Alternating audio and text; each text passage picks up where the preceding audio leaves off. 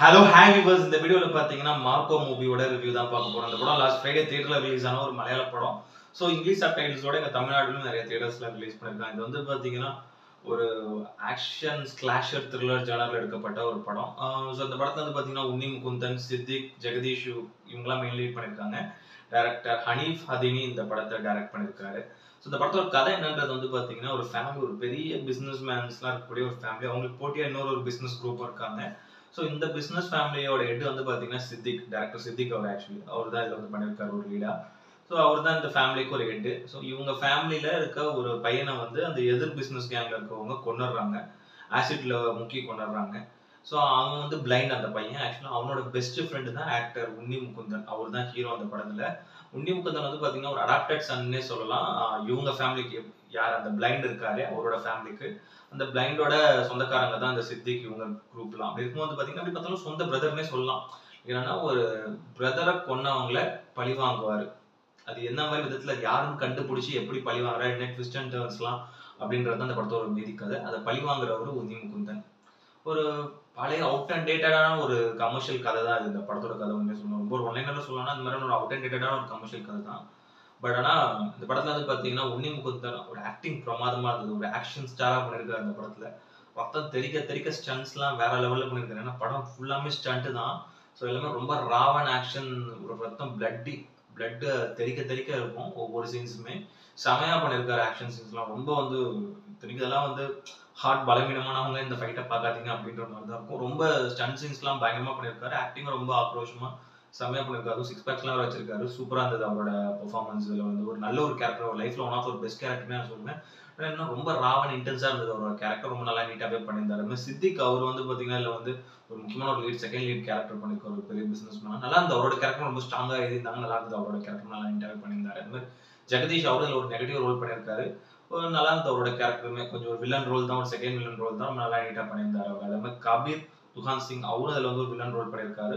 நல்லா இருந்தது அவரோட கேரக்டர். ஒரு நெகட்டிவ் ரோல், ரொம்ப ஸ்ட்ராங்கான ஒரு நெகட்டிவ் ரோல். அந்த கேரக்டர் ரொம்ப நல்லா நீட்டாக பண்ணியிருந்தாரு. அது மாதிரி அபிமன்யு ஷமி திலக்கன் அவர் இதில் வந்து அவர் ஆக்சுவலாக அவரும் ஒரு நெகட்டிவ் கேரக்டர் தான். ஸ்டார்டிங்காக நமக்கு நெகட்டிவ் கேரக்டரும் தெரியும். பட் நமக்கு வந்து அப்படியே படம் உள்ள கொண்டு போய் தான் கடைசியில் சொல்கிற மாதிரி சொல்லுவாங்க. பட் நம்ம புரிஞ்சுக்கலாம் ஸ்டார்டிங்கில் ஒரு கேரக்டர் ஒரு நெகட்டிவ் ரோல் தான் அந்த படத்துலன்றது. அவரும் ரொம்ப நல்லா நீட்டாகவே பண்ணியிருந்தாரு. அதே மாதிரி மியூசிக்கை பொறுத்த வரைக்கும் ரவி பஸ்ரு பேக்ரவுண்ட் ஸ்கோர் போட்டு பிரிச்சு மேய்ச்சிட்டாரு. சாங்ஸ் அந்த அளவுக்கு பெருசாக இம்ப்ரெசிவா இல்லை. பட் பேக்ரவுண்ட் ஸ்கோர் ஒவ்வொரு இடமும் அப்படி செமையா தெரிக்குது. ஏன்னா பட்டமே ஒரு மாதிரி வந்து பார்த்தீங்கன்னா ஸ்லாஷர் ஜேர்னரு. ஸோ ஸ்லாஷர் ஜேர்னர்னா வெட்டி தெரிக்கிற ஜேர்னர். அப்படி இருக்கும்போது வந்து பார்த்தீங்கன்னா பேக்ரவுண்ட் ஸ்கோர்லாம் போட்டு மிரட்டிட்டாரு. ஒரு நல்ல ஒரு சவுண்ட் எஃபெக்ட்ஸ் கூட தேட்டரில் பார்த்தீங்கன்னா ஃபீல் பண்ணலாம். சவுண்ட் டிசைன்லாம் வேற லெவலில் இருக்கு அவரோட கிட்ட இருந்து. அதே மாதிரி வந்து சந்துரு செல்வராஜோட சினிமாட்டோகிராஃபி இந்த படத்துக்கு ஒரு பெரிய ப்ளஸ். நிறைய இடங்கள்ல ஸ்டன்ட் சீன்ஸ்லாம் அந்த ஆங்கிள்ஸ்லாம் ரொம்ப சூப்பராக வந்து கேப்சர் பண்ணிருக்காங்க. கேமரா ஆங்கிள்ஸ்லாம் செம்மையா இருந்தது.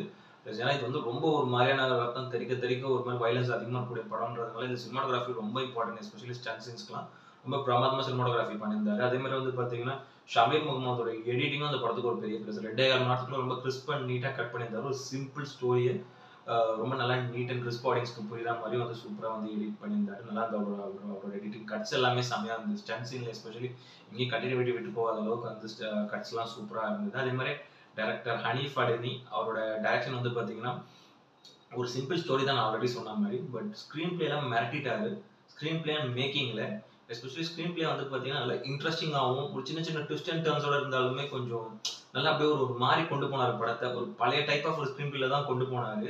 பட் இந்த படம் எங்கே பெருசாக சாதிச்சுன்னா ஒரு சிம்பிள் ஸ்க்ரீன் பிளேல ரொம்ப ரொம்ப ஒரு ஆவரேஜ் படத்துக்கான ஒரு ஸ்க்ரீன் பிளேல தான் இந்த படம் ஃபர்ஸ்ட் ஹாஃப்மே இருக்கும், செகண்ட் ஹாஃப்மே இருக்கும். நிறைய படங்களை பார்த்து அந்த சாயில தான் இருக்கும். பட் மேக்கிங்ல பிரமாதமாக பண்ணிட்டாரு. டைரக்ஷன்ல வேற லெவலில் பண்ணிட்டாரு ஹனீஃப் ஹதீனி. ஏன்னா அந்த அளவுக்கு மேக்கிங் வந்து ஒவ்வொன்றுமே இந்த ப்ரொடக்ஷன் டீம் இதுவாக இருக்கட்டும் செமையா ஹார்ட் ஒர்க் பண்ணியிருக்காங்க. ப்ளஸ் நிறைய இடங்கள் மேக்கப் டீமாக இருக்கட்டும். ஏன்னா ரத்தம் எல்லாமே ஒரிஜினல் ரத்தம் மாதிரி இருக்கு. கையை வெட்டுறது, காலை வெட்டுறது, பிதுக்கி எடுக்கிறது எல்லாம் பார்த்தீங்கன்னா ரொம்ப ராவன் இன்டென்ஸாக இருக்கும்.